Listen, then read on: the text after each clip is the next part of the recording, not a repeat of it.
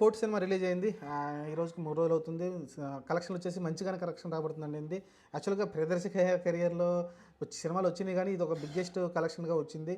ఎందుకంటే చూసుకుంటే మీకు డే 1 చూసుకుంటే 4,00,00,000 రావడం, 4,50,00,000 పైన రావడం చూసాం. డే 2 కూడా సేమ్ అదే కలెక్షన్ రావడం చూసాం. మీకు ఆదివారం రోజు కూడా మంచి కలెక్షన్‌లే రాబోతుందంటే క్లియర్‌గా అర్థమవుతుంది.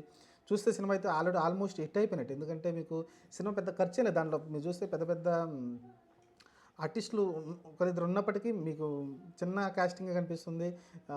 అంతా కోట్లోని సినిమా అంతా నడుస్తుంది కాబట్టి పెద్ద ఖర్చు అయినట్టు నాకైతే కనిపించలేదు. కాబట్టి ఒక చిన్న సినిమాతోటైతే ఒక భారీ విజయం అయితే నాని అయితే సొంతం చేసుకోబోతున్నాడు. నాని బ్యానర్‌లో వచ్చింది కాబట్టి ఈ సినిమా మంచి విజయం సాధించబోతుంది. మంచి కలెక్షన్ రాబడుతుంది.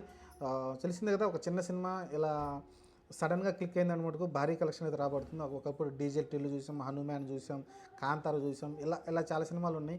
అలానే మీరు ఇదే కోవకైతే కోటి సినిమా కూడా వస్తుంది. కోటి సినిమా కూడా మంచి కలెక్షన్ అయితే రాబడుతుంది.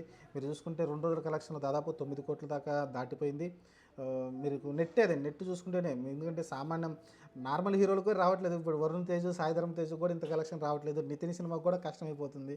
అలాంటి దశలో ఒక చిన్న సినిమాకి ఇంత భారీ కలెక్షన్ వచ్చిందంటే అది నాని మీద నమ్మకంతోటి, అలానే ప్రియదర్శి మీద నమ్మకంతోటి. ఎందుకంటే ప్రియదర్శి ఎప్పుడు కూడా మంచి క్యారెక్టర్ తీసుకుంటూ ఉంటాడు.